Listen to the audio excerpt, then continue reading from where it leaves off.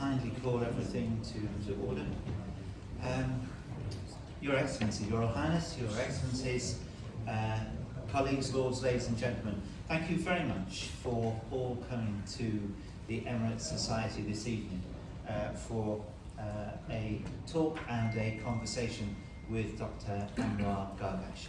My name is Alistair Burt. I have been the Minister for the Middle East for various occasions in the last few years. Not as long a stretch of time as His Excellency has been Minister since 2008, I think.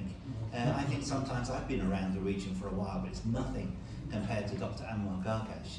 But I have been the sometimes Minister for the Middle East on and off since 2010.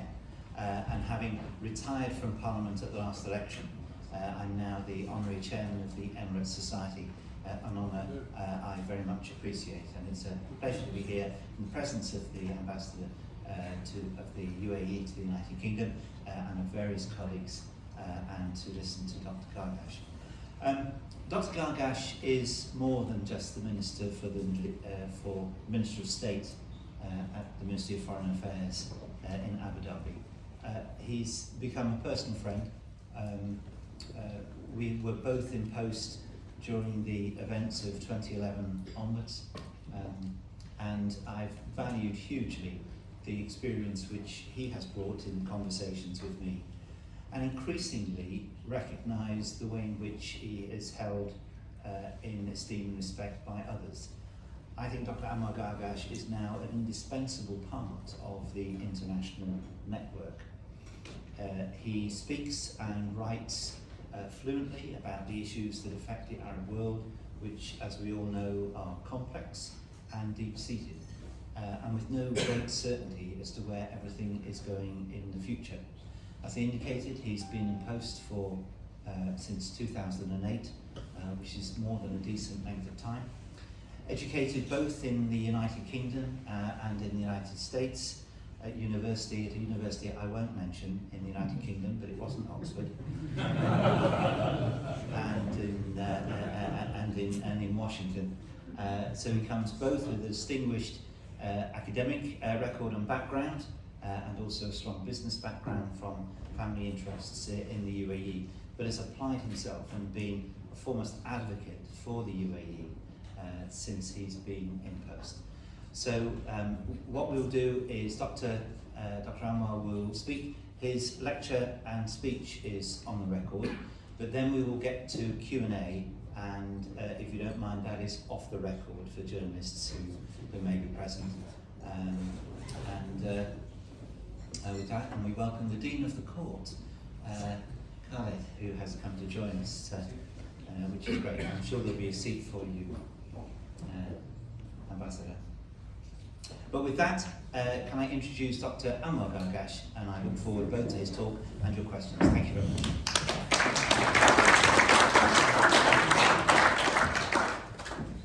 Thank you. Thank you very much. Thank you. Thank you very much. Thank you. This is a truly distinguished audience. I'm humbled. Thank you very much. Thank you. Alistair, I'm very glad that you've taken on the chairmanship of the Emirates Society as one of your duties following your retirement from brutal frontline politics. The Society is very fortunate to have someone with your deep knowledge and affection for our region. You've already held what I gather was a very successful event last month in the ambassador's residence. And I know you have lots of ideas for many other events that promise to be just as stimulating. Your departure from the House of Commons may have come amid a great deal of personal heartache, but for us, your availability to chair the Emirates Society is certainly an early Brexit dividend. Whether there will be many more Brexit dividends is a subject that will be argued about for years. But from our perspective, we are relieved that the political uncertainty of the last few years in the UK has ended. As many commentators have noted, the election has brought a level of stability that could last a decade. that is good news for us in the Middle East, in the Gulf, and for the UAE. We cannot afford to have the UK stuck in stalemate on the sidelines of world affairs. We need a confident, active Britain that is closely involved in issues such as Gulf security and other Middle East issues.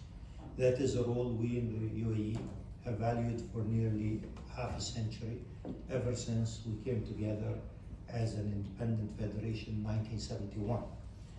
For those 5 decades, the UK has been one of our closest partners. Our system of governance, our institutions, and our success owe something to British support and friendship.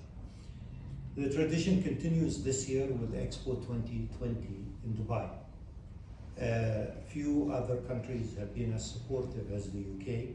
British businesses are playing a prominent part in the design and construction of what is essentially a new city quarter of Dubai. Some of the most spectacular pavilions are designed by British architects.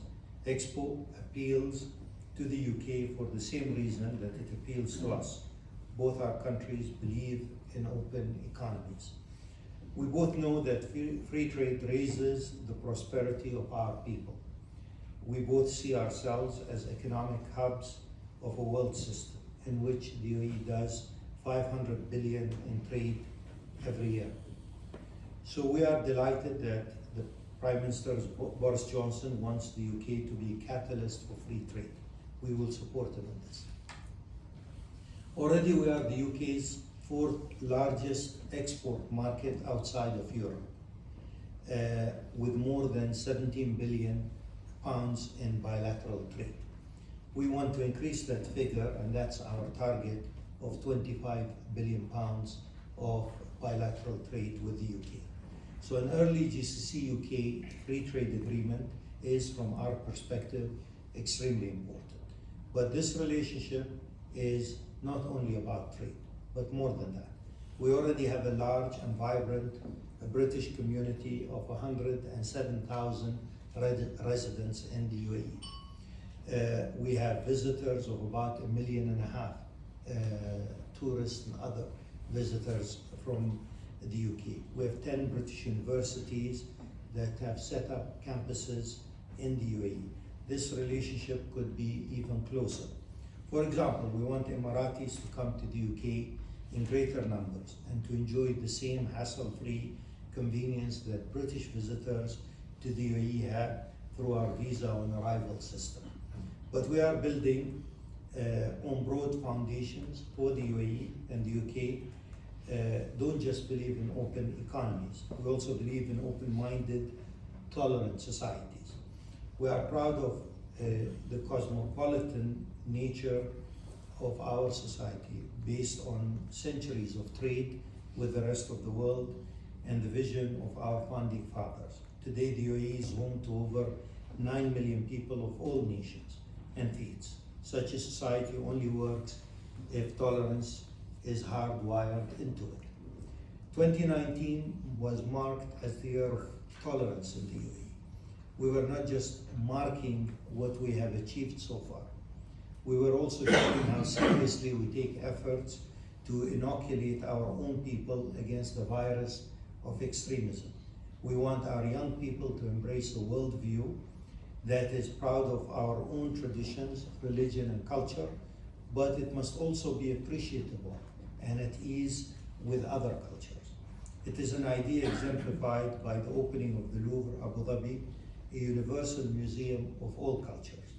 This summer, work starts on an equally remarkable project, the Abrahamic Family House. It will incorporate a church, a mosque, and a synagogue. Those 3 places of worship will sit side by side in a beautiful garden.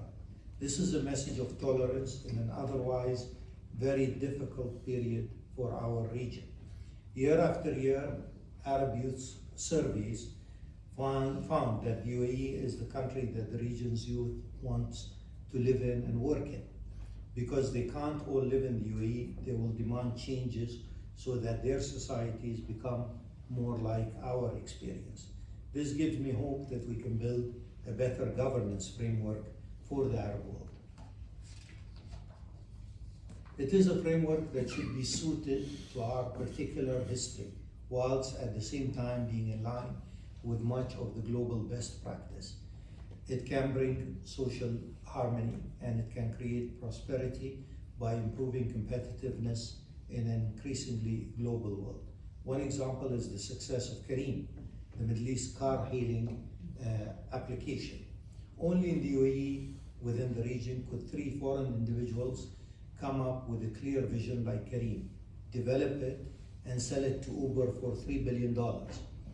There need to be more places in the region where entrepreneurs can be confident enough to try new things, where their most important relationship is with bankers and not with politicians or ministers or other bureaucrats. Many of the components of this new governance framework are in place and are already permeating through the Middle East. But more thinking needs to be done on how they can be philosophically stitched together into a clear, comprehensive vision capable of guiding us all towards the future. 20 years ago, the UAE was ahead of the curve in understanding the danger of extremism in the Middle East and beyond. We feel with hindsight that our early warnings were vindicated, but we need to remain vigilant and we need to be prepared to deploy hard power where needed. This is another area where the UK and UAE agree on many things. We work together on counter-terrorism missions around the world. We have helped to turn the high tide of political Islam. Daesh has been degraded from a pseudo-state in Syria and Iraq as well as in Yemen. Although we were severely challenged in Yemen, our intervention checked Iran's expansionism and ensured there was no geostrategic shift towards Iran. Our efforts now are focused on finding a political solution, on humanitarian support, and on counter-terrorism cooperation. On Iran, we welcome all calls for de-escalation, including the UK's call for de-escalation. We agree that a political solution must be found, but ultimately we will not get that political solution unless Iran realizes that it can never get what it wants by continuing its nefarious activity, whether directly or through proxies. The 2015 nuclear deal failed because it only tried to stop Iran getting a nuclear weapon. That can never be enough. Iran must also agree to abandon its other destructive behaviors. We look forward to the day when we can productively engage with an Iran that acts more like a normal state, leading to the creation of a zone of stability and prosperity. So there are reasons to be cautiously optimistic, to hope that we might be turning a corner, but there's a lot to do to promote free trade, to confront extremism and terrorism, to coax Iran into becoming a normal country once again. It's a daunting agenda. It cannot be done. It cannot be done by one country alone. That is why it's all the more important that the UK, a self-confident, globally committed friend of the region, is ready to play its part. I'd be delighted to take any comments, and thank you very much for your attention.